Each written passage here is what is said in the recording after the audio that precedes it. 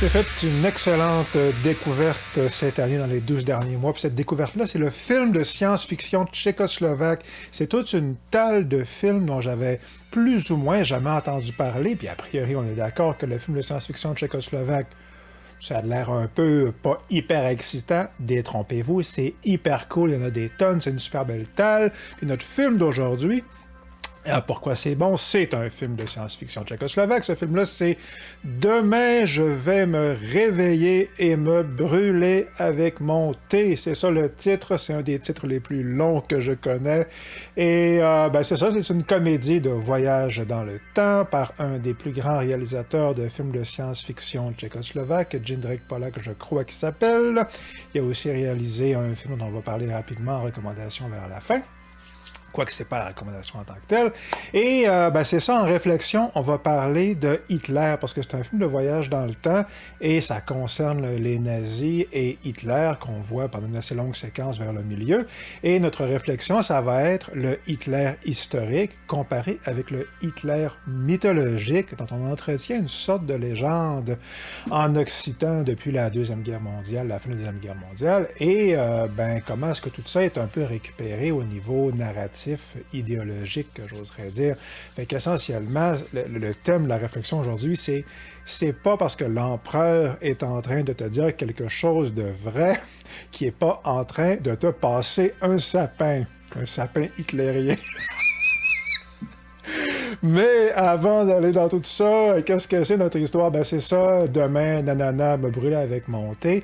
Ben c'est une comédie de voyage dans le temps assez rocambolesque, qui est pas même sans faire penser à des comédies de Shakespeare par moment, parce qu'il y a des histoires de jumeaux puis de quiproquos. C'est très comédie classique à ce niveau-là. Puis c'est ça, c'est l'histoire de... Alors, on est dans le futur, dans un futur pas trop lointain, où le voyage dans le temps est devenu une industrie touristique. Alors, non seulement c'est hyper répandu, mais les compagnies aériennes, carrément, offrent à toutes les semaines, régulièrement, des voyages chez les pharaons, dans les pyramides, ou les hommes préhistoriques, etc. Puis, on voit les hôtesses de l'air déguisées, c'est ça, en femmes des cavernes, etc., puis ils guident les touristes vers les bons avions, là.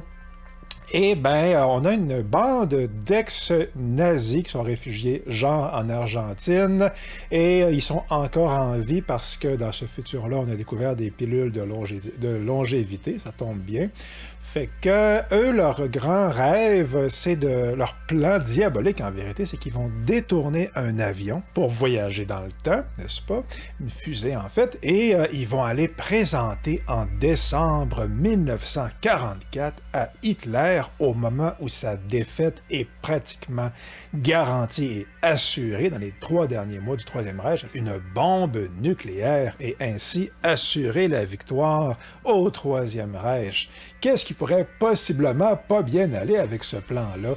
Puis, compte tenu du fait que ça leur prend un pilote pour voyager dans le temps, ils débauchent essentiellement, ils vont corrompre et soudoyer un gars qui demande que ça, être corrompu et soudoyé. C'est une sorte de bandit, de malfrat, de gars hyper malhonnête, mais c'est aussi le frère jumeau d'un gars qui est rempli de qualité. Les deux sont des pilotes, mais le méchant, si on veut, est un pilote actif, tandis que son frère est un pilote à la retraite. Il est rendu ingénieur, quelque chose comme ça, mais le matin même du plan diabolique où on est censé retourner dans le passé, donner la bombe nucléaire à Hitler, le matin où le gentil jumeau se brûle avec son thé, le méchant jumeau s'étouffe avec une brioche, essentiellement, et il tombe raide mort, et ça la donne que le gentil jumeau est convaincu que son frère, dont il ignore l'essentiel de la carrière maléfique, tout ce qu'il voit de son frère, c'est un gars qui a des tonnes de maîtresses, puis qui a l'air d'avoir une vie hyper excitante. Alors le gentil jumeau se dit, je vais changer de vie avec mon frère jumeau décédé, sa vie est meilleure que la mienne.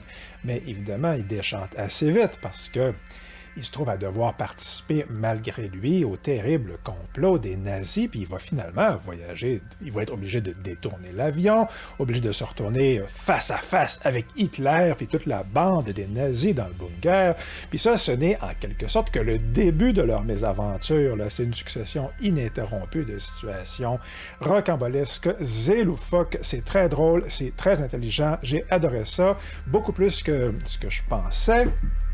C'est excellent, en vérité, j'ai adoré ça. Et sans plus tarder, pourquoi c'est bon? Bon, on va commencer par la première raison, c'est que c'est drôle pour vrai. Alors, évidemment, si on se tape une comédie tchécoslovaque de 1977, on a des raisons de se demander si on va trouver ça drôle. Puis, pendant le premier, je dirais 20 minutes, je trouvais ça plutôt plus charmant que drôle. Tu sais, je trouvais ça, oh, ouais, c'est amusant, ça. Ouais, j'aimais ça, je trouvais ça pas pire, là, mais c'était pas... Je me tenais pas le ventre de rire, là. Mais plus que ça avance, plus que ça devient drôle. Puis à la fin, j'ai ri de bon cœur. J'ai perdu le compte là, okay, du nombre de fois où j'ai ri d'un rire franc et de bon cœur. C'est hyper drôle. Et les gags fonctionnent. Il y a une séquence, par exemple, j'ai juste nommé celle-là, mais il y en a des tonnes en vérité. Ben déjà, un gag, tu sais. Les méchants nazis, finalement, viennent de détourner l'avion. Ils se rendent compte que le jumeau, c'est pas le bon jumeau. Et donc, ils sortent leur fusil. Si vous désobéissez, nous vous tirons dessus. Et en passant, parce que l'avion est en train d'atterrir, là, OK, dans le passé, pas un geste et éteignez vos cigarettes. Bon, parce qu'ils sont sur le bord d'atterrir, ça fait éteignez vos cigarettes. Ben, la manière que je viens de le dire, c'est pas drôle, mais dans le film, c'est très, très rigolo. C'est très rigolo. Mais ça, ça nous amène à la scène avec Hitler. Puis la scène avec Hitler, ça, c'est un morceau d'anthologie. Déjà, c'est cool parce que, ben, tu sais, si vous êtes amateur d'histoire, dans le bunker en question, ben, il y a Hitler, il y a Göring, il y a Goebbels, il y a Martin Bormann. J'ai cru reconnaître Frau Traudel, quelque chose comme ça, la fameuse secrétaire de Hitler. Il y a eu un documentaire sur elle en 2002, quelque chose comme ça. Excellent documentaire. Fait que tout le monde, tous les hauts dignitaires nazis, Himmler, c'est ça, sont sur place. Mais, évidemment, le truc, c'est qu'ils arrivent, plutôt qu'arriver en 1944, le pire jour du Troisième Reich, si on veut, où tout va mal, ils arrivent la journée où tout va bien. Alors, Hitler a la pêche, là, puis quand il est en train de dire carrément, ah, c'est vraiment une journée formidable, quelle belle journée! C'est hyper drôle, ce bout-là. Mais le truc qui est le plus rigolo, moi, j'ai trouvé un des trucs rigolos dans cette scène-là, parce qu'il y a une succession, il n'y a rien qui marche. Tout est catastrophique pour les nazis qui croient faire plaisir à Hitler, puis plus que ça va, pire que c'est. Puis, ben c'est ça, parmi les passagers de l'avion, les méchants nazis s'attendaient à ce qu'il y ait juste eux autres à bord de l'avion, mais évidemment, le méchant jumeau est mort, ça fait qu'il n'a pas pu s'assurer qu'il n'y avait pas de passagers. Fait que donc, du coup, on a 2 passagers, et c'est un couple d'Américains à la retraite, des vieux Américains. Puis, ils sont super drôles, ils sont très... Ouais, c'était un petit peu caricatural, si on veut, dans la mesure où est-ce qu'on sent que les Tchécoslovaques sont un peu en train de se foutre la gueule des Américains, mais c'est pas méchant, je pense pas que je pense que c'est correct, là, OK? Le fait est que c'est drôle, puis ce qui est particulièrement drôle, c'est que la vieille madame, elle est très, très contente d'aller voir Hitler. Il pensait qu'elle allait voir les dinosaures, mais finalement, il se ramasse chez les nazis, ça fait qu'elle trouve ça aussi drôle, aussi intéressant l'un que l'autre. Puis quand ils arrivent dans le bunker, notre couple de retraités, elle veut se faire prendre en photo avec Hitler. Ça fait qu'essentiellement, on a la vieille madame qui se garoche sur Hitler, puis qui demande de prendre l'équivalent d'un selfie avec Hitler, qui le prend pas bien du tout. Ça fait...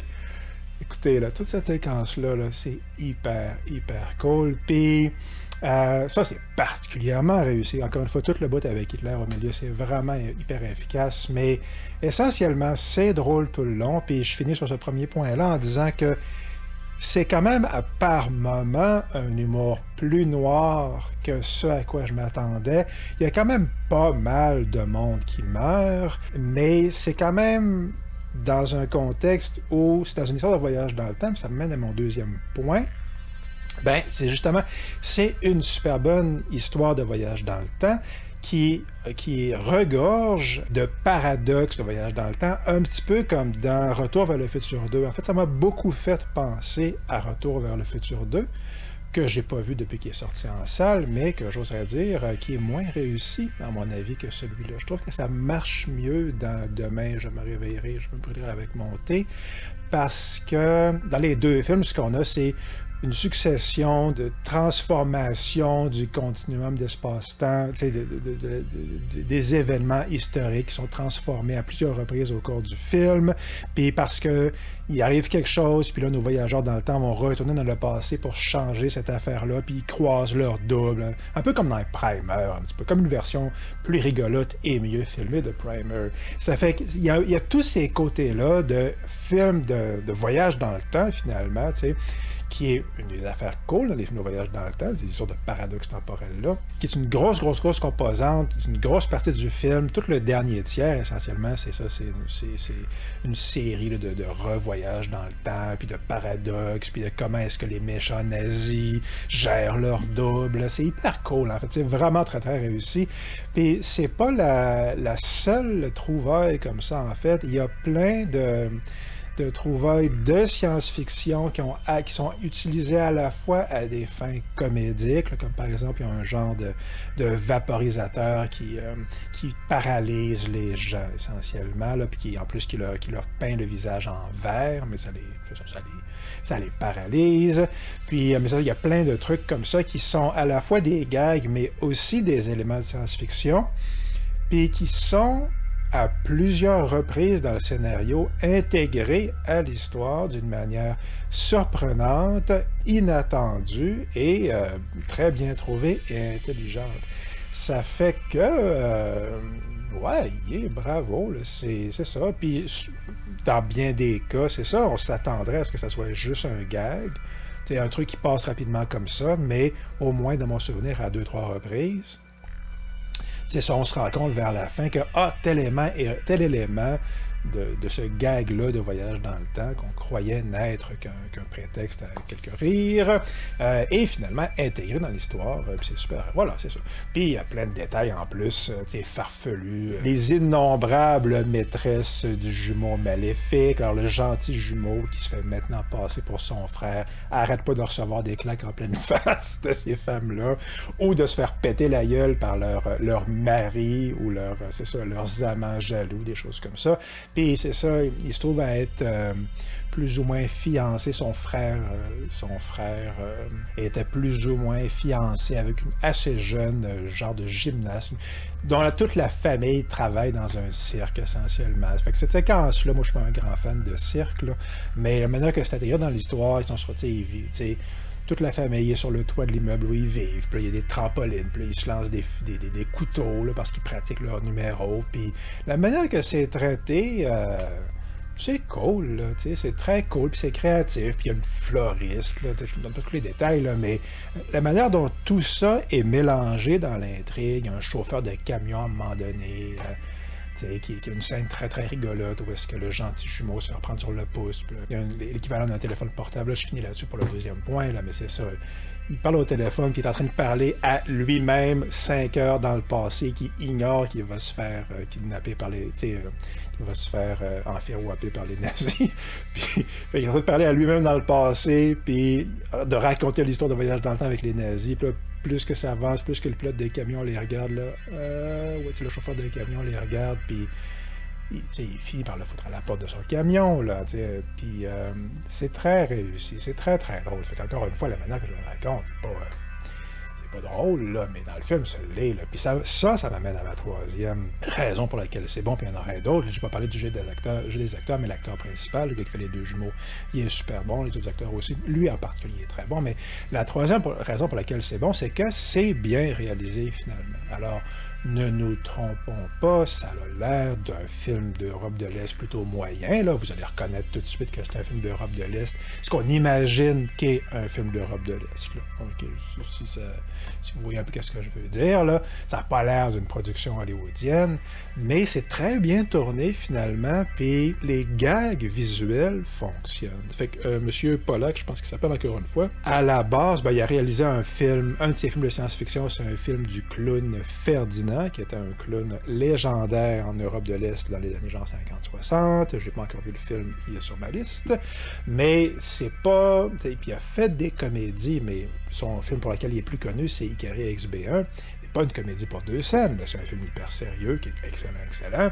Puis réaliser une comédie, c'est un art en soi. Dans ce film-là, ce qu'on a, c'est autant une excellente réalisation de comédie où les gags visuels fonctionnent, où le rythme fonctionne, où c'est drôle pour vrai, qui est un savoir-faire véritable, une compétence véritable qu'on a là-dedans. C'est pas toutes les comédies qui ont ça. C'est ça. Autant les séquences de comédie sont bien réalisées que finalement les séquences d'action générale ou juste de dialogue ou la mise en scène en général est créative, intelligente et c'est juste de manière générale bien tournée.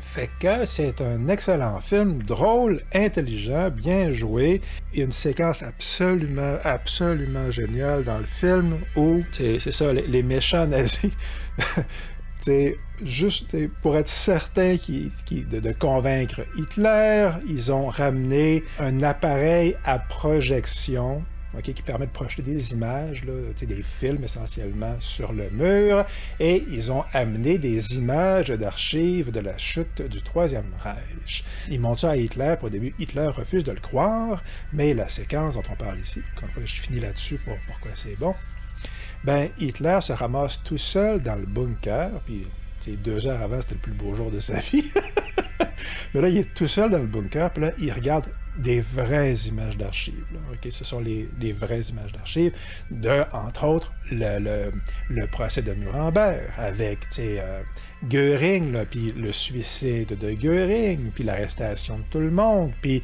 les débris de la Wehrmacht qui rentrent à pied de l'échec total et de la déroute totale de Stalingrad, puis la chute de Berlin. Fait qu'on a Hitler tout seul dans le bunker, qui regarde ces séquences-là, qui refuse de le croire, qui dit non, c'est pas vrai, mais qui voit clairement que c'est vrai. Ouais, c'est prodigieusement bien trouvé, bien joué, bien filmé, puis le ton est absolument, absolument parfait. Si j'avais une comparaison, quoique l'esprit de la scène est complètement différent, le contenu narratif de la scène est complètement différent, mais si j'avais une comparaison à faire, ça serait Charlie Chaplin dans Le Grand Dictateur, où est-ce qu'il joue, en particulier la séquence où est-ce qu'il joue avec un globe terrestre, mais c'est un ballon, en fait. Là, puis moi, je suis pas un grand... Honnêtement, généralement, j'aime pas tellement les films de Chaplin, là, du peu que j'ai vu, mais Le Grand Dictateur, c'est quand même pas mal du tout, là, puis c'est quand même plutôt très bon. Puis particulièrement cette séquence-là, la scène où est-ce que Chaplin, en adénoïde Inkel, c'est pas en pseudo-Hitler, au début de la scène, il joue avec le gros ballon qui est la Terre. Puis là, essentiellement, c'est son délire, son désir et son délire de conquête du monde. Et puis finalement, ça finit qu'il pète la balloune. Et donc, sa propre balloune intellectuelle, celle de ses propres délires. Ben, c'est un grand morceau de cinéma, d'anthologie du cinéma, c'est hyper poétique, profond, tout ce qu'on veut.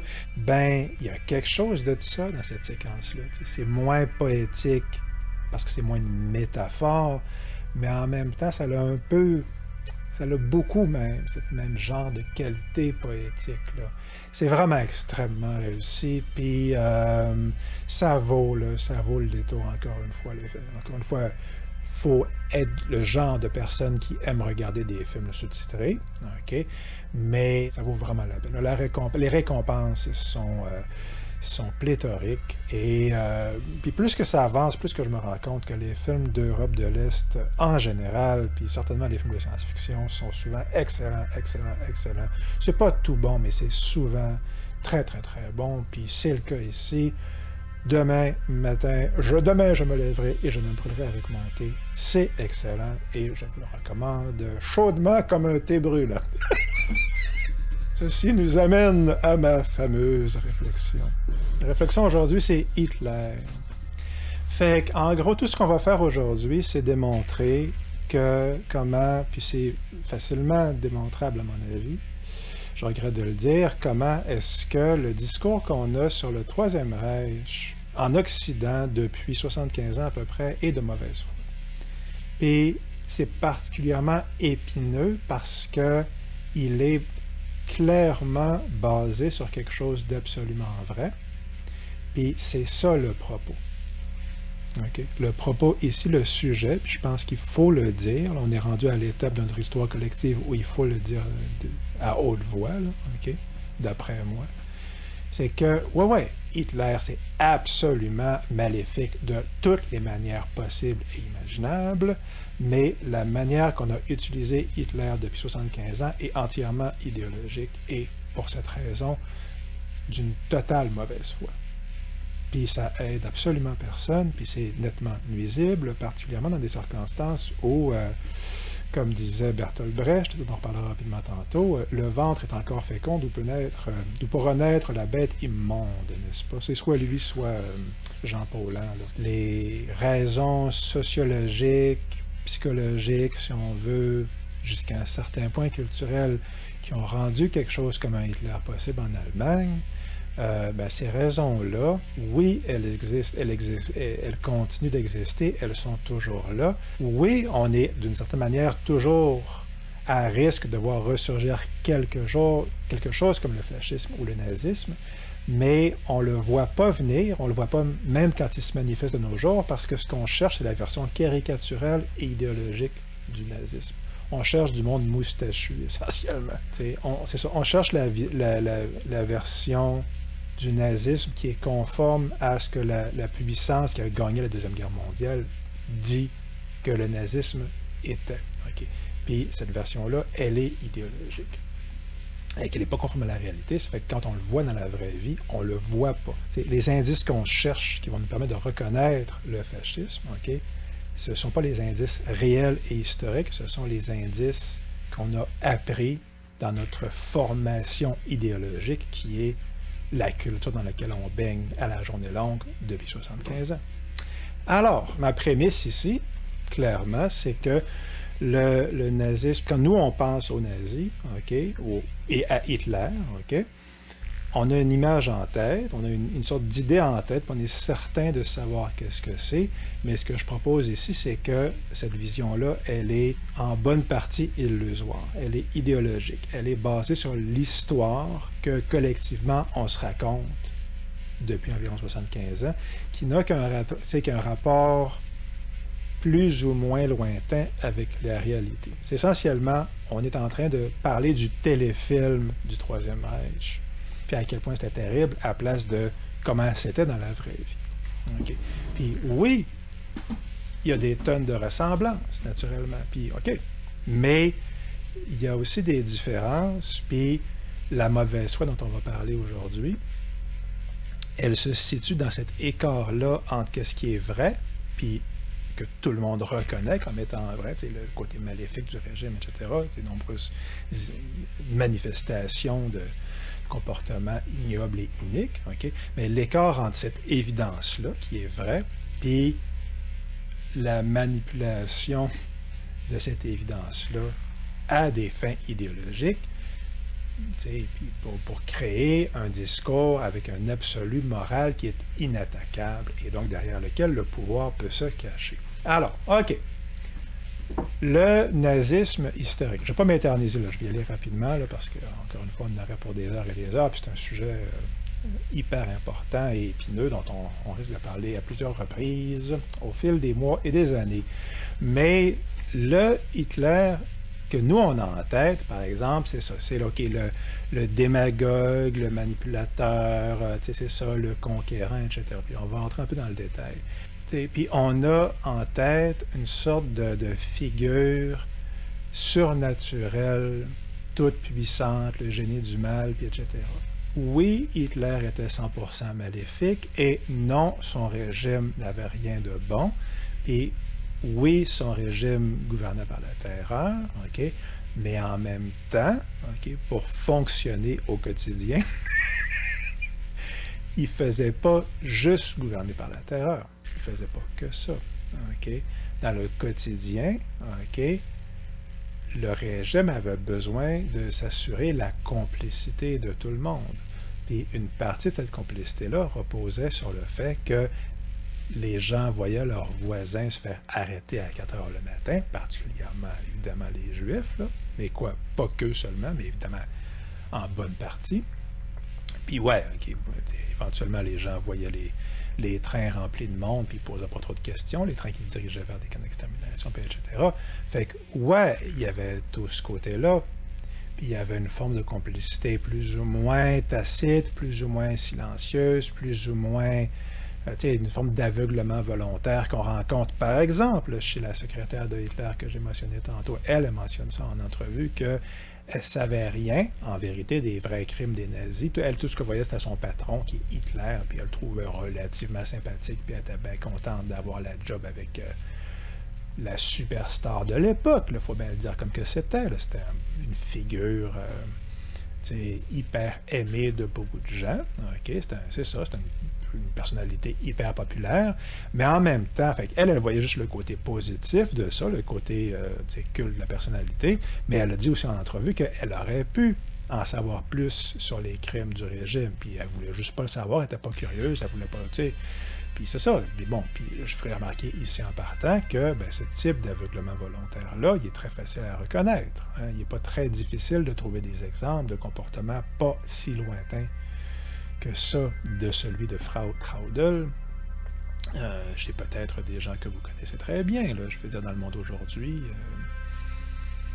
Puis c'est justement ça, c'est ça vers quoi on se dirige dans la réflexion d'aujourd'hui. Là. C'est l'aveuglement de... C'est ça. Oui, c'est un régime qui reposait sur la terreur, puis oui, Hitler faisait des discours nationalistes, là, nous allons nous venger de la défaite de l'ignominie de Versailles dans sa trame narrative à lui, là, donc la défaite de la Première Guerre mondiale, puis les conditions de réparation que les puissances occidentales ont, l'Angleterre, la France, etc., ont imposé à l'Allemagne, là, les paiements de réparation, tout ce qui était perçu comme les injustices que vivait l'Allemagne, etc.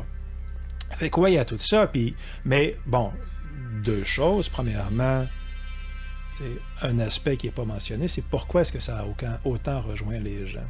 Okay? Ça a autant rejoint les gens parce qu'il y avait un traumatisme collectif. Là. Quand Hitler parlait à l'époque, il faisait des discours contre les Juifs, etc., les Français, les Slaves, peu importe. Mais, puis il était odieux, là, c'est absolument ignoble et odieux. Okay? Mais, est-ce que c'est vraiment à ça que les gens réagissaient? Okay. Puis dans le discours américain puis anglais, ce qui nous est dit, c'est oui, c'est 100% ça. Vous voyez bien, c'était un nationaliste et le nationalisme, c'est le mal absolu. On y revient peut-être tantôt là-dessus. Parce que c'est pas neutre idéologiquement, ça, de dire ça. Quand les Anglo, les Anglo-Américains, qui est à dire la puissance impériale numéro 1, okay, puis que tu as des bases militaires partout sur la planète, avec ton armée partout sur la planète, okay, puis que tu dis le nationalisme c'est mal, le nationalisme c'est le nom qu'on donne non seulement à des gens comme Hitler, mais aussi aux gens qui refusent l'occupation militaire, en général, quelle qu'elle soit, voyez-vous. Quand on est conquis et qu'on refuse la conquête, ça s'appelle le nationalisme. C'est le même mot qui est employé. Puis dans le discours courant, okay, anglo-américain, cette nuance-là, elle n'existe pas. Elle est taboue, en fait. C'est exactement la même chose, être Hitler et dire le nationalisme de Hitler, okay, nous allons conquérir le monde essentiellement parce que nous sommes le peuple élu et la race suprême, qui est en gros son discours. C'est exactement le même nationalisme, ça, que les Vietnamiens qui résistent contre les Américains, qui résistent aux Américains, par exemple. T'sais. Ou les Afghans en Afghanistan ou les Irakiens en Irak. Là. C'est qui se font envahir par les États-Unis. Ou les Haïtiens en Haïti, là. Okay. Qui se font occuper par l'armée américaine. Okay. C'est 100% la même chose. Refuser l'invasion américaine dans le discours. Une invasion américaine, essentiellement et moralement, l'équivalent dans le discours du nazisme. Là. Ça, c'est la trame narrative dans laquelle on est présentement. Est-ce que ça vous apparaît comme intellectuellement honnête? Okay? Fait que c'est ça. Mais Si on voulait regarder, c'est ça, dans le discours, puis moi, je n'ai pas fait une analyse exhaustive de tous les discours de Hitler, loin s'en faut, OK?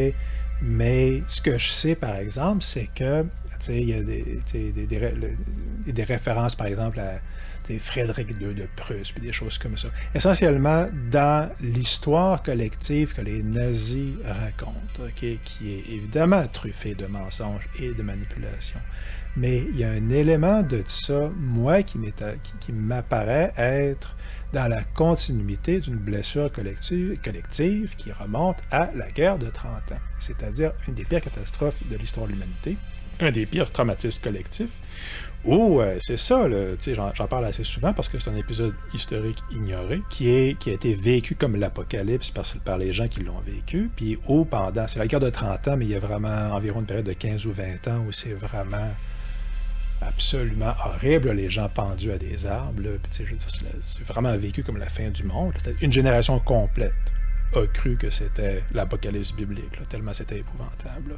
C'est long, 15-20 ans, de croire que c'est la fin du monde, là, parce que c'est des massacres quotidiens, puis la famine, puis tout ce qu'on voit, les épidémies. Là.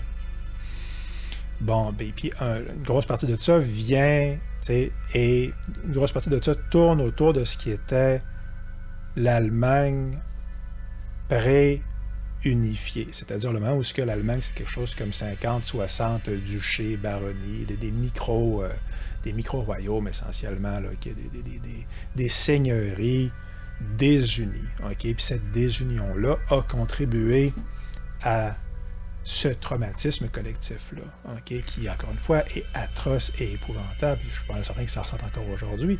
Puis ce qu'on peut assez facilement percevoir, à mon avis, c'est que il est certainement encore présent en 1930, okay, quand Hitler arrive au pouvoir, dans les années 30, là, parce que, de quoi est-ce qu'il parle, Hitler? Il parle de unifier le peuple allemand. Okay? Pourquoi est-ce que l'idée d'unifier le peuple allemand est intéressante? Dans le discours américain, par exemple, ou anglo-américain, c'est purement du nationalisme, il n'y a aucune raison. Mais il y en a une raison. Je ne dis pas qu'elle est bonne, là, OK? Mais il y en a une raison. Ils étaient désunis, ils ont vécu les 60 duchés ou quelque chose comme ça. Guerre de 30 ans, c'est atroce. C'est comme une première guerre mondiale qui dure pendant 20 ans, essentiellement. Là, c'est pas tout à fait pareil comme comparaison, là, mais au niveau de l'intensité émotive. Là. Puis justement, ils viennent de la vivre, la première guerre mondiale. Là, ça fait que c'est la folie furieuse, c'est la boucherie totale, là, OK? Fait qu'essentiellement, on a l'Allemagne qui est hyper traumatisée, puis avec l'idée que, d'une part, ils ont été hyper blessés collectivement parce qu'ils étaient désunis, puis parce que les Allemands n'étaient pas unifiés, guerre de 30 ans, puis aussi qu'ils ont été trahis par les élites et les institutions. OK? Bon, l'idée là, la nuit des longs couteaux, le couteau dans le dos, là, qui est un thème qui revient très souvent dans le discours nazi et hitlérien. OK? Bon, fait que c'est ça, qui est l'idée que les officiers militaires allemands, puis les autorités politiques, si on veut, ont trahi le peuple allemand en acceptant la défaite, la reddition à la fin de la Première Guerre mondiale. OK? Puis ça, c'est dans un contexte où, c'est ça, les Allemands vivent une crise économique déconcertante, où les gens se promènent avec des brouettes remplies d'argent pour acheter un pain ou un litre de lait, là. Okay? Tellement il y a de l'inflation. Puis, carrément, on a les photos, là. C'était carrément comme ça, l'argent. Ça prenait 50 livres ou 50 kilos de marque pour acheter une pinte de pain, une pinte de lait. Là. Okay? Tellement l'argent valait plus rien.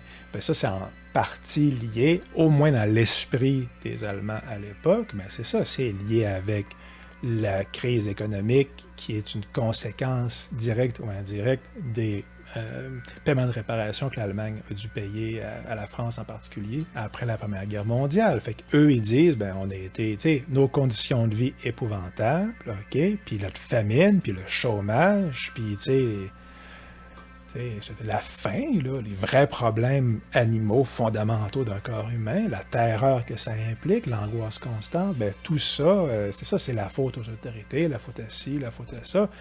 Puis c'est lié encore une fois à ce fameux, à mon avis, traumatisme collectif, à mon avis, on peut assez facilement voir les racines qui remontent facilement au 17e siècle, la guerre de 30 ans.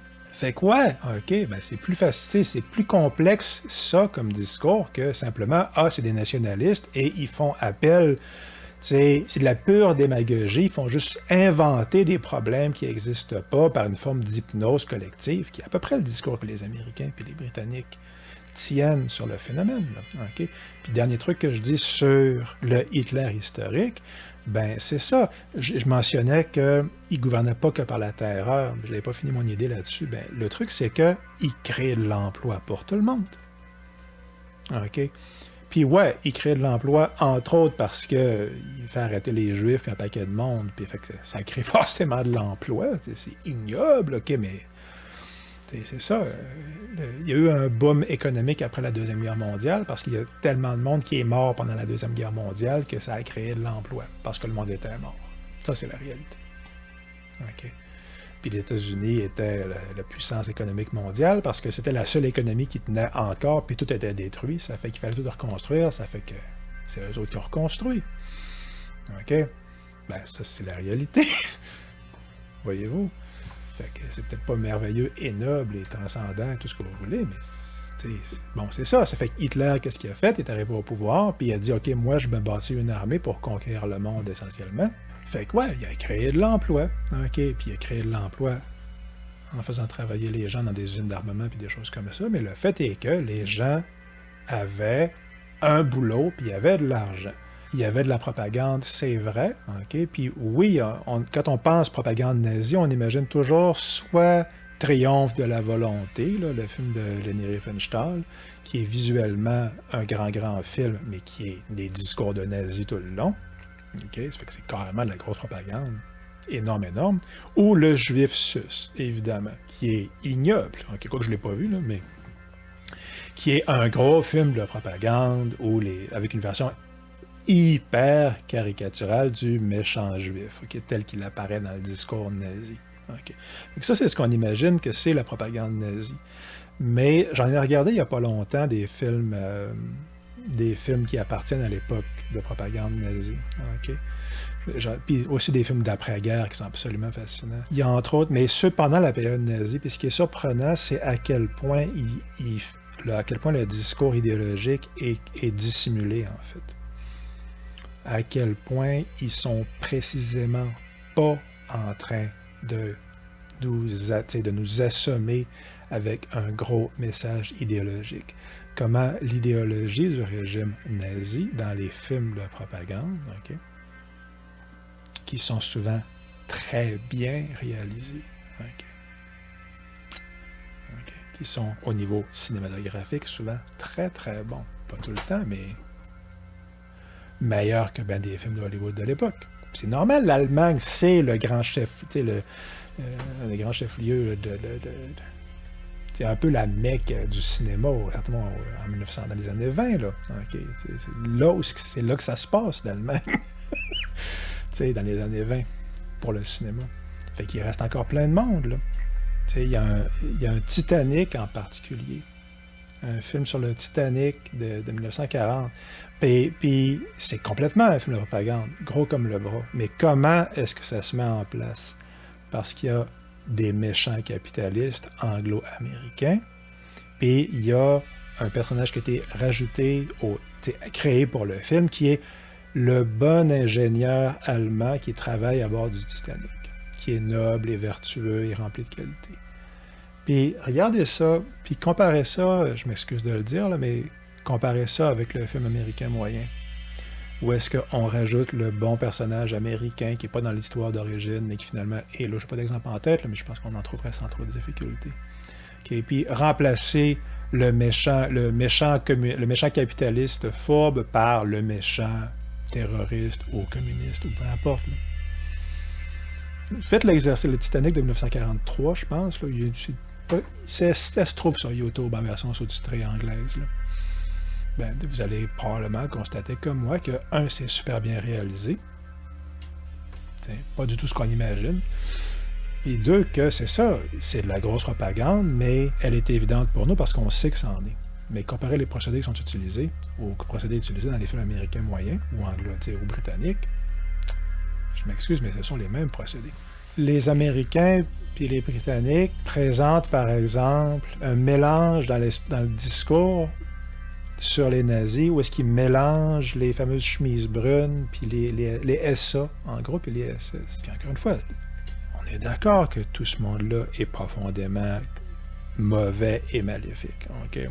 Mais déjà, les SA puis les SS, ils saillissaient, puis les SS finissent par réussir à faire exterminer les SA dans les années 30, avec la bénédiction d'Hitler, puis en bonne partie parce que les SA faisaient mal paraître le régime maintenant qu'il était au pouvoir, maintenant qu'il était monté sur le trône. Mais les SA, c'est les chemises brunes, c'est la bande à rhume, puis les SA, c'est essentiellement les hooligans. C'est les fiers à bras du régime. Ceux qui pètent la gueule du monde sur la rue, là, okay, sur le trottoir, là, en bonne partie, okay, de ce que j'en comprends, historiquement, c'est plutôt les SA, les brutes du régime. Quand on regarde des discours, comment est-ce que les Allemands eux-mêmes parlent des nazis, okay, puis ce qu'on constate, c'est que c'est pas du tout la version américaine. Puis un des aspects qu'ils mentionnent, puis je pense qu'il pense entre autres au SA, okay, dont on vient de parler, ben, la comparaison qui revient très souvent, c'est au gangstérisme, en fait. Donc, j'ai parlé de Fritz Lang. Un des films les plus célèbres de Fritz Lang, c'est Le Testament du Docteur Mabuse. Il y a deux versions, mais la version de Fritz Lang, c'est celle de 1930, début 30, le 33 à peu près. Là. Fritz Lang demeure encore en Allemagne à ce moment-là. Il quitte l'Allemagne à l'occasion de la sortie du Testament. Puis lui a dit que c'était pour fuir le nazisme. Ce que moi j'ai vu dans la vraie vie, c'est hautement discutable à quel point c'est vrai. Là, c'est probablement une mystification de la part de Fritz Lang. Mais bon, que ce soit vrai ou que ce soit pas vrai, lui a dit que le Testament du Docteur Mabuse était une condamnation du nazisme. Puis je l'ai réécouté cet hiver, le Testament du Docteur Mabuse, et c'est vrai. C'est 100% vrai. Okay? Il y a au moins une séquence où est-ce que le méchant psychiatre qui est possédé par le fantôme du diabolique Docteur Mabuse, c'est ça, ce méchant psychiatre-là fait un discours et il est 100% évident, pendant cette scène-là d'environ 5 minutes, que la prestation de l'acteur est basée sur Hitler. La manière qu'il bouge, la manière qu'il... Les tournures de phrases, là, c'est 100% évident que c'est basé sur Hitler. Okay? À mon avis, il n'y a aucun doute possible. Mais la bande de Docteur Mabuse, oui, Docteur Mabuse, c'est un génie du mal qui hypnotise les gens. Okay? Ça, c'est le Docteur Mabuse. Mais son empire, c'est un empire criminel. Alors, son objectif, c'est créer le chaos et gouverner à partir du chaos, parce que lui, c'est comme l'œil dans le cyclone. Là, c'est le seul qui comprend qu'est-ce qui se passe dans le chaos, parce que c'est lui qui génère le chaos. Donc ça, c'est Docteur Mabuse. Mais sa manière de générer le chaos, c'est le terrorisme et le gangstérisme. Okay? C'est ça. Puis je compare avec la résistible ascension d'Arturo Ui de Bertolt Brecht, qui est une de ses pièces les plus connues, pièce de théâtre. Bertolt Brecht, donc le grand dramaturge allemand. Arturo Ui, c'est un gangster, là. Okay? Puis par surcroît, un gangster minable. Puis là, je m'enligne vers ma conclusion là-dessus. Là. C'est que le gros aspect qui est négligé des nazis, finalement, okay? Puis qui est complètement à l'opposé de la légende du nazisme qui est entretenue par l'idéologie dominante anglo-américaine. Ben, la légende anglo-américaine, c'est Hitler a ce génie fou avec des pouvoirs surnaturels qui manipule les gens avec son charisme diabolique et leur remplit la tête d'idées fausses et saugrenues, mais en manipulant le méchant nationalisme, n'est-ce pas? Fait que c'est ça, ce génie fou diabolique doué de pouvoirs de manipulation surhumains. C'est ça, contrôle les foules avec son pouvoir de démagogie nationaliste et maléfique. Ben, les nazis, c'est des minables. C'est ça l'affaire. Les nazis sont des minables. Puis allez voir, là, OK, c'est ça, Goebbels, Bormann, Himmler, là, tu sais, ce sont des imbéciles puis des ratés. Ça, c'est les nazis, OK? Puis tu sais, Röhm, puis c'est ça, là, c'est du monde pas éduqué, avec des idées mal formulées, mal réfléchies. J'ai vu un commentaire sur Hitler en particulier. Là. Il y a un mot en allemand, puis je regrette parce que je n'ai pas retrouvé le mot. Là. Si je le retrouve, j'ai l'occasion d'en parler dans une autre vidéo. Mais quelqu'un comparait, il y a un mot en allemand pour un type de personne qu'on trouve dans les tavernes, okay, qui est le monsieur je sais tout qui se tient dans les tavernes, un peu comme Cliff Craven, là, quelque chose comme ça dans Cheers, là, pour ceux qui ont suivi cette sitcom des années 80, okay, qui est un facteur qui est tout le temps en train de dire à tout le monde des trucs, de faire étalage de sa cuistrerie essentiellement en disant des affaires dont la plupart sont pas vraies du tout, puis c'est ça, qui se donne des aides à être hyper intelligent puis de tout savoir, mais finalement qui est un insignifiant puis un imbécile. Puis les Allemands ont un nom précis un mot précis pour désigner ça, puis c'est ce mot-là que moi j'ai vu utilisé au moins par un auteur dont j'oublie le nom, là. Ça j'aimerais retrouver la source, je l'ai pas retrouvé, mais Hitler était un gars comme ça. Okay. Hitler, c'est pas un génie. C'est un gars qui se prend pour un génie. C'est pas pareil, là. Okay. Le film basé sur son triomphe, c'est le triomphe de la volonté, mais Hitler a même pas eu la volonté ni d'écrire son propre livre, parce que tout ce qu'il a fait, c'est monologuer, puis quelqu'un a noté ses divagations, ni de finir, je pense, le deuxième bouquin qui avait commencé, qui n'a jamais fini, dans mon souvenir. Là. Okay. Et le grand succès politique de Hitler, il est facile à expliquer, puis ça se vérifie assez facilement. Il mentait tout le temps à tout le monde, promettait tout à n'importe qui, et ne respectait jamais sa parole sur quoi que ce soit. Fait que c'est facile dans ce temps-là. La raison pour laquelle il a réussi à prendre autant son envol politique dans les années 30, entre autres, c'est qu'il a pu renvahir la Tchécoslovaquie en 1938. Et le film d'aujourd'hui, c'est le film d'un peuple qui a été envahi et dominé par le Troisième Reich pendant plusieurs années. Là. Okay? Puis c'est ça, fait que Hitler, en 1938, quand il a envahi la Tchécoslovaquie avait un pacte d'entraide mutuelle avec genre la France et l'Angleterre. Okay? Puis la France et l'Angleterre, parce qu'ils voulaient éviter une guerre mondiale, ont finalement laissé Hitler occuper la Tchécoslovaquie. L'ont laissé gagner, finalement. Puis ça, c'est l'occasion où est-ce que Neville Chamberlain revient avec son papier, puis il dit « Ah, peace in our times, j'ai fait un pacte avec M. Hitler et la paix est garantie pour la fin des temps. » Okay, le moment qu'il a signé l'arrêt de mort politique de Neville Chamberlain, le grand moment qui a fait passer Neville Chamberlain à l'histoire comme étant un des plus grand lâche, si on veut, de l'histoire de l'humanité, à tort et à raison, là, parce que, bon, il était trop naïf, là, c'était pas le bon gars pour parler à Hitler, là, okay? Il voulait trop la paix, okay? Il avait trop de bonnes intentions. Fait qu'Hitler a vu ça, il a sauté dessus, là, okay? Mais l'affaire, c'est ça, c'est que les Tchécoslovaques avaient des chars d'assaut, puis des usines d'armement, dans mon souvenir, certainement des chars d'assaut. Puis quand Hitler envahit, genre la Pologne, puis si ça se trouve la France, 2-3 ans après, quel char d'assaut il a utilisé?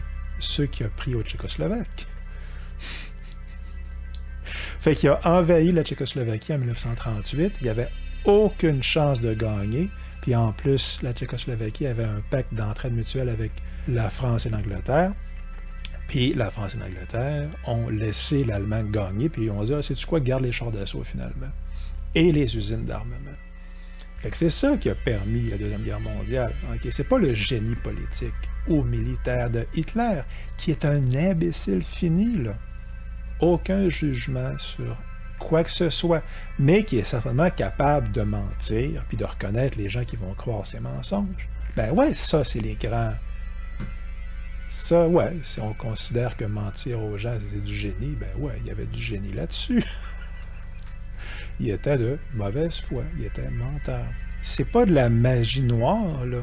OK, le contrôle de Hitler sur les foules. Il y a des raisons psychologiques, il y a des raisons historiques à ça. Il y a tout un côté répression sexuelle dont on n'a pas parlé, mais dont j'ai parlé dans d'autres vidéos, dont William Reich parle en particulier, dont Michael Haneke, là, dans Le Ruban Blanc, parle de manière absolument hyper éloquente. Là. C'est un film absolument, entre guillemets, à mettre entre toutes les mains, là, Le Ruban Blanc de Haneke. L'exploration de l'extrême névrose sexuelle de la génération qui va devenir les nazis, essentiellement. Ça a l'air farfelu comme ça, mais allez regarder. C'est ça, ça en fait partie, là. OK? C'est dans la vraie vie pratiquement incontestable que ça en fait partie.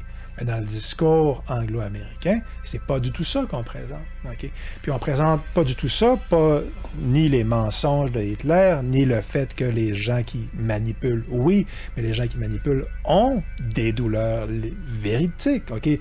Fait que ouais, il y a des boucs émissaires, mais puis c'est inapproprié, puis c'est pas vrai. Puis ouais, c'est de la démagogie, mais les émotions que Hitler manipule ne viennent pas de nulle part. Il y a des raisons psychologiques, historiques, là, OK? C'est pas... c'est ça, il faut qu'il y ait un matériau qu'il utilise, là, OK? C'est pas de la magie noire. Le Hitler dont on parle, quand les gens disent, de manière absolument hyper pompeuse, à mon avis, on entend les gens dire « Ah, je suis un étudiant de l'histoire », puis par étudiant de l'histoire, c'est une expression qu'on rencontre très souvent dans la conversation collective anglo-américaine, dans le Student of History, mais ce qu'ils veulent dire, c'est ils parlent ils savent qu'il y a eu la Deuxième Guerre mondiale et qu'il y avait des nazis et Hitler et qu'ils étaient méchants. C'est ça qu'ils veulent dire. Okay. Ils ne font pas référence à la guerre des bourgs ou à la guerre de 30 ans, n'est-ce pas? Ils font référence à Hitler dans 100% des cas. Ben, c'est quoi la version de l'histoire que nous, on raconte? C'est pas la version que les Allemands racontent sur le Troisième Reich. C'est pas la version où Hitler est un gangster. Jamais vous voyez ça. C'est pas la version à la fois coupable, mais étonnamment indulgente que eux racontent après la guerre sur non seulement l'armée allemande en général, mais sur les SS. Là. Okay. Moi, j'ai vu, il n'y a pas très longtemps, L'Étoile du désert, je pense que ça s'appelle, un film sur un aviateur. Très sympathique comme film, si on veut, mais on voit à un moment donné un officier SS, un soldat SS. OK. Ben, il est gentil. Tout le monde le trouve sympathique. Okay. Ça ne verrait pas beaucoup des films. C'est la seule fois de ma vie que j'ai vu un film avec un SS sympathique. Mais ils font pas ça parce qu'ils sont en train de dire les nazis étaient bons ou les SS étaient des bons gars. Mais l'image qu'on a du SS qui est maléfique 24 heures sur 24, là, même dans ses passe-temps, là, qui égorge des chatons pour le plaisir dans ses temps libres. OK? Genre, là, OK? C'est ça, c'est l'image que nous, on a de c'est quoi les SS ou les officiers allemands maléfiques ou peu importe. Là. Quoi qui était plutôt lâche que maléfique, mais autre sujet. Les SS, OK. Ben, ouais, les SS, c'est des bouchers et des bourreaux criminels de guerre, mur à mur, entièrement maléfiques, là. Oui. OK. Sans l'ombre d'un doute. Mais pas 24 heures sur 24. Okay? C'est plus terrifiant que ça. Parce que si vous les rencontrez dans un bar ou au coin de la rue en 1942, mettons, okay, à München ou je sais pas trop quoi, il y a d'excellentes chances que vous le trouviez sympathique, le SS. Il est là, le truc terrifiant, voyez-vous. C'est que c'est un gars normal. Puis allez voir qu'est-ce que Hannah Arendt dit par rapport au SS dans les camps d'extermination. Là. Okay? Ce n'étaient pas des monstres. Les monstres étaient écartés des camps de concentration parce qu'ils n'étaient pas efficaces. Les vrais sadiques, là, OK, travaillaient pas dans les camps de concentration. Ça nuisait au travail d'extermination, qui est ignoble. Ça glace le sang juste à en parler, c'est épouvantable. OK? Mais c'est ça, les gens qui travaillent dans ce milieu-là, ce sont des gens en bonne partie normaux qui commettent des actes monstrueux parce que c'est leur boulot et qui se convainquent par une histoire collective que c'est le bien de faire ça. Ils savent que c'est mal. Ils savent, et on sait qu'ils savent parce qu'ils le disent. OK. il y a un discours de Himmler au moment de l'inauguration de, je sais pas si c'est Auschwitz, ou au moment de la solution finale. Là. Puis là, il est en train de parler à un groupe de SS, puis de dire nous nous apprêtons à exterminer les Juifs. C'est absolument atroce qu'est-ce qu'on s'apprête à faire. Ça va être très lourd sur notre conscience. Mais, dit Himmler, l'histoire et la civilisation exigent cela de nous. Là, je paraphrase, c'est pas mot pour mot, mais l'idée générale, c'est ça. Oui, c'est atroce et maléfique, mais c'est pour un plus grand bien qu'on fait ça, alors il faut le faire. Ils font pas ça par sadisme. Ils font ça par un mélange d'aveuglement volontaire, de dévotion, de banditisme, dans le cas de Göring, là, qui était absolument un gars hyper corrompu et débauché et tout ce qu'on veut. C'est un aventurier. Okay? Mais lui, Göring, c'est le plus facile à comprendre parce que d'une certaine manière, c'est le plus intelligent de la gang. Là. C'est un héros de la Première Guerre mondiale, mais c'est aussi un gars sur la morphine, tout ce qu'on veut. Puis lui, il s'est dit, je vais me mettre riche avec ça. C'est une bande d'imbéciles, mais j'en ai mis plein les poches. Puis ce qu'il a fait, là, c'est ça qu'il a fait. Bon. Mais regardez Goebbels ou les grands intellectuels, le Ribbentrop, je ne sais pas trop quoi, ce sont des imbéciles. Puis je finis là-dessus, mais c'est ça, ce ne sont pas des génies du tout, là. Ce sont des minables, OK, qui pensent qu'ils savent des choses qu'ils ne savent pas, qui pensent qu'ils ont des compétences qu'ils n'ont pas, puis qui se craignent mutuellement les uns entre les autres, puis qui n'ont pas de jugement, pas de discernement, puis tout ça. Puis la légende collective que l'Amérique raconte, ce sont des génies des génies maléfiques, diaboliques. Là. Okay? Mais c'est ça. Ils sont maléfiques et diaboliques parce que... pourquoi? Okay. Est-ce que c'est parce qu'ils envahissent les gens, ce que les Américains et les Britanniques font sur une base régulière? Est-ce que c'est parce qu'ils ont des armées d'occupation qui font des guerres d'agression, comme la guerre en Irak ou peu importe? Est-ce que c'est pour ça que les nazis sont maléfiques? Parce que les Anglo-Américains le font. Est-ce que c'est parce qu'ils ont des camps de concentration? Okay, parce que les Américains en ont. Guantanamo, c'est ça. Et puis ça, sans parler, allez voir dans les années 30, certainement dans les années 30, au Canada, il y en avait pas loin d'ici, là, des camps de concentration, où on mettait des chômeurs en particulier. Là. Okay. C'est ça. Ce que les nazis avaient, c'est des camps d'extermination. Okay. Ça, les Américains n'avaient pas ça. Okay. Mais des génocides, les Britanniques et les Américains, on n'a pas besoin de remonter très loin dans le passé pour en trouver plus qu'un. Passablement plus. Là. Oui, il y a des différences significatives, évidemment, entre le fascisme et le nazisme, puis la démocratie américaine. Mais toute l'idée du discours collectif sur les nazis puis sur Hitler, c'est de mettre l'emphase sur ces différences significatives, les camps d'extermination, etc. La fixation des nazis sur les Juifs, qui évidemment est imbécile et débile. Là. Okay, puis, bon. Mais l'essentiel des crimes allemands, okay. Ah, il y a ça, là, oui, là, mais les guerres d'agression, les mensonges constants, c'est ça, les génocides. Comparer l'esclavage des prisonniers qui étaient forcés de travailler dans les usines allemandes, puis comparer ça avec les conditions de travail dans les usines américaines, dans les pays du tiers-monde, par exemple. À quel point est-ce que c'est si tant différent que ça, dans la vraie vie, là? Si vous êtes, par exemple, l'enfant de 8 ans ou de 4 ans qui travaille dans l'usine en question 14 heures par jour, là, à quel point est-ce que vraiment, là, vous vous dites que, ah non, quand même, c'est mieux parce que c'est les Américains. T'sais. Quand la guérilla payée par les services secrets américains extermine votre famille, là, est-ce que vraiment c'est mieux parce que c'est la démocratie américaine qui paye pas, là? Fait que c'est ça. Puis aujourd'hui, puis là, c'est vrai que je finis là-dessus. Aujourd'hui, ben, on a un mouvement fasciste aux États-Unis. Okay, puis oui, c'est fasciste.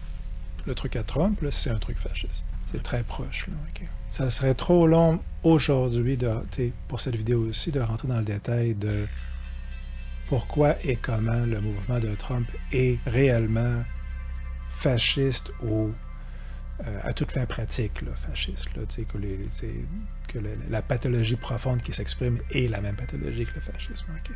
Puis, à mon avis, c'est le cas. OK, à mon avis, ce n'est pas exagéré de dire que c'est ça qui se passe présentement. C'est un mouvement fasciste. OK, ce qui se passe aux États-Unis.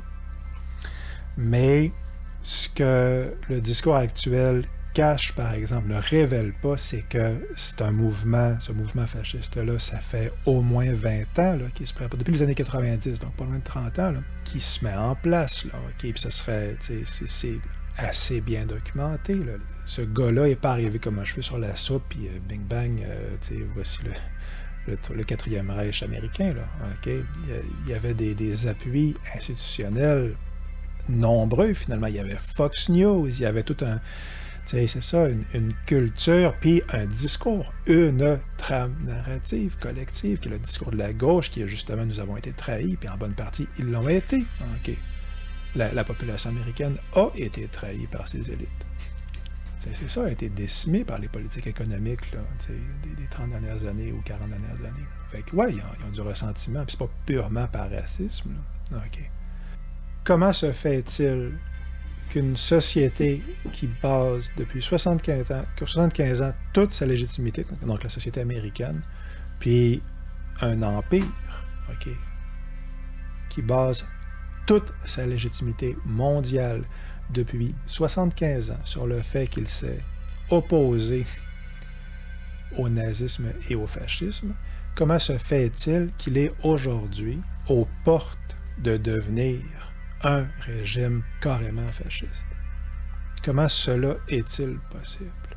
On aura l'occasion d'en parler dans d'autres vidéos, mais la principale raison, à mon avis, une des principales pistes, c'est que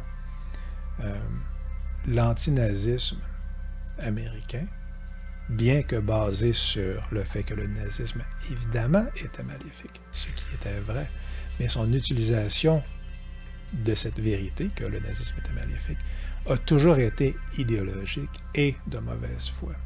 Et que c'est cette mauvaise foi-là, aujourd'hui, qui est en train de la détruire. Et avec elle, l'Occident au complet.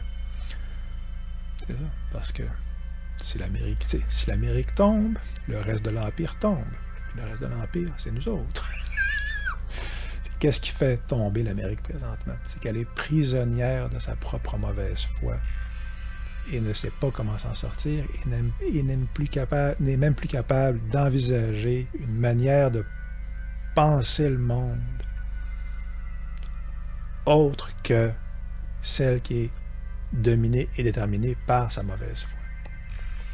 La mauvaise foi a infiltré tout son discours collectif. La mauvaise foi, c'est dire quelque chose de vrai, mais avec l'intention de s'en servir de manière mensongère. Puis souvent en se convainquant soi-même qu'on le croit, même quand on sait dans notre fort intérieur que ce qu'on fait est malhonnête. Puis ça, c'est la grande spécialité de la démocratie. Appelons-la anglo-américaine, parce que c'est ce que c'est. Voilà. J'ai pas de conclusion particulièrement éloquente pour aujourd'hui. Mais c'est un des sujets les plus cruciaux et importants de notre époque. Puis la mauvaise foi, à beaucoup de points de vue, est très vraisemblablement un des enjeux moraux et intellectuels les plus graves, sérieux et importants auxquels nous faisons face individuellement et collectivement aujourd'hui. Alors voilà, soyons de bonne foi. Avant de ma recommandation, merci pour les gens qui soutiennent la chaîne, lien dans la description.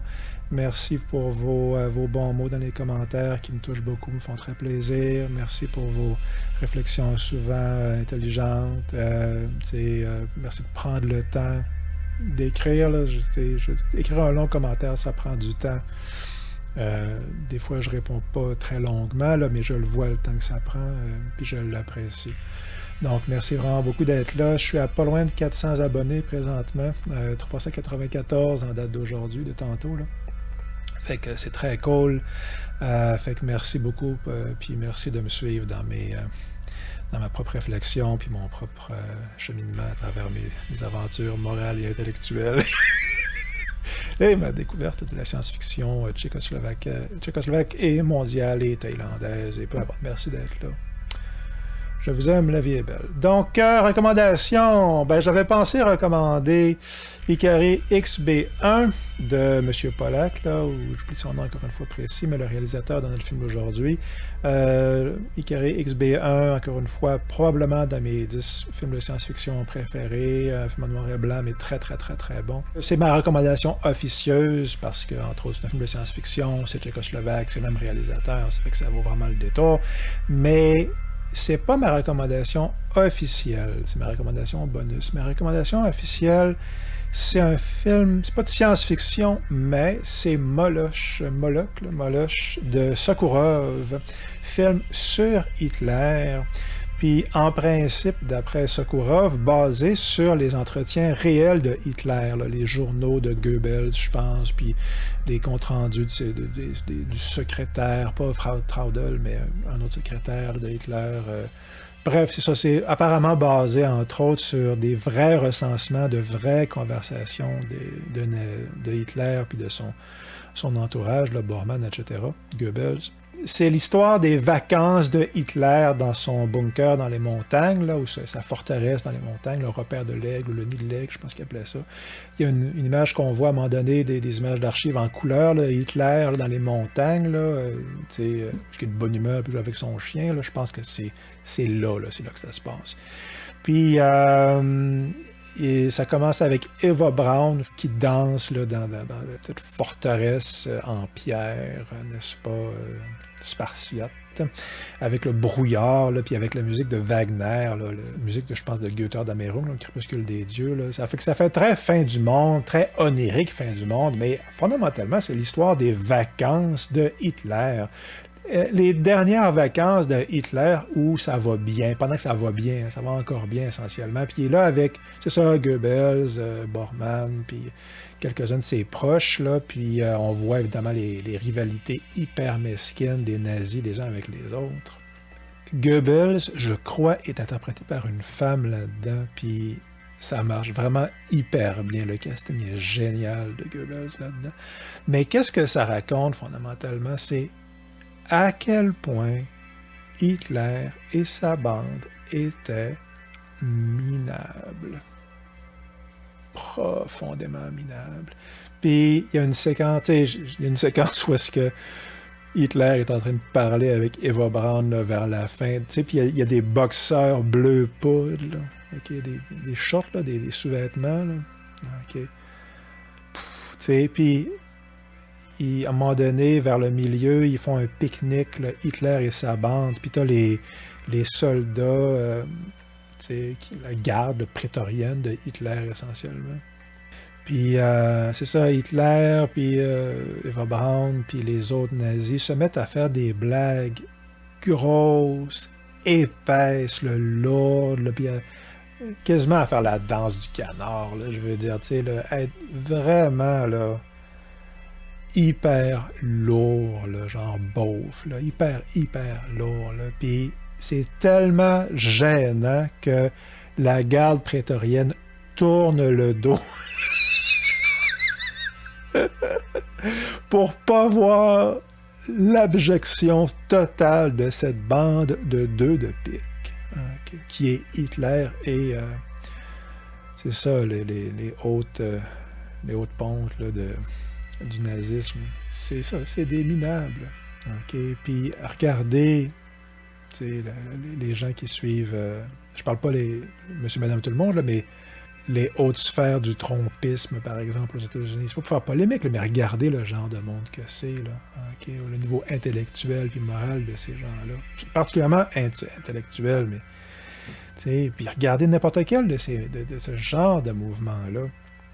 Puis ça ne se voit pas juste chez les fascistes, là, d'ailleurs, là, mais certainement dans des mouvements de type fasciste, c'est ça, il n'y a rien de diabolique là-dedans. Les effets sont diaboliques, mais fondamentalement, ce qu'on a, c'est de la bassesse extrêmement courante et fréquente là, de type de monde qu'on voit régulièrement. Là. C'est ce qui arrive quand on donne les clés du pouvoir c'est ça, au gars pas de génie dans le bar qui se pense meilleur que tout le monde, là. C'est ça que c'est, en bonne partie. T'sais. Himmler, Monsieur Solution Finale, c'est un éleveur de poulets à la base. Hein? Fait que c'est ça, là. Donc, puis ce que ça montre, Moloch, de Sokourov, c'est ça. Il y a Sokourov, d'ailleurs, qui a fait 4 films sur le thème du pouvoir. Il a fait un film sur Lénine, qui est une adaptation de Faust, et un autre que je vous recommande, qui est Le Soleil sur Hirohito, un autre chef-d'œuvre. Vraiment très, très bon, vaut largement le détour. Mais pour aujourd'hui, la recommandation, c'est Moloch, puis beaucoup de points de vue, une des meilleures présentations. Ça, puis Downfall, là, c'est le film bien connu d'il y a 10, 15, 20 ans, là. C'est pas mal les 2 meilleurs films sur le nazisme, certainement dans les années récentes. Downfall met l'accent sur un côté un des aspects pitoyables de Hitler, puis tout ça, puis bon. Mais le Moloch de Sokourov capture vraiment l'essence profondément, c'est ça, non pas diabolique dans le sens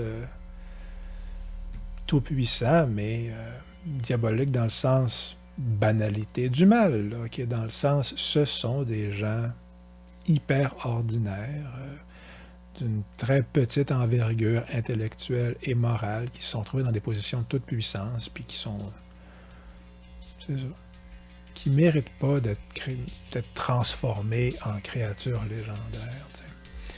Fait que c'est ça. Donc, puis, c'est ça, Sokourov, c'est juste très, très, très bon, là. C'est poétique, captivant, là. Fait que c'est ça. C'est vraiment excellent. C'est un des meilleurs films que je connais sur le thème, là, de loin, là, dans les genre 2-3 meilleurs films que je connais sur le thème. Puis en ce qui concerne demain, je me lèverai et je me brûlerai avec mon thé. Pourquoi c'est bon? Ben, tout est bon, mais surtout parce que c'est drôle pour vrai, puis c'est intelligent, puis ça marche comme film de science-fiction, puis ça marche vraiment comme comédie, puis c'est vraiment super bon.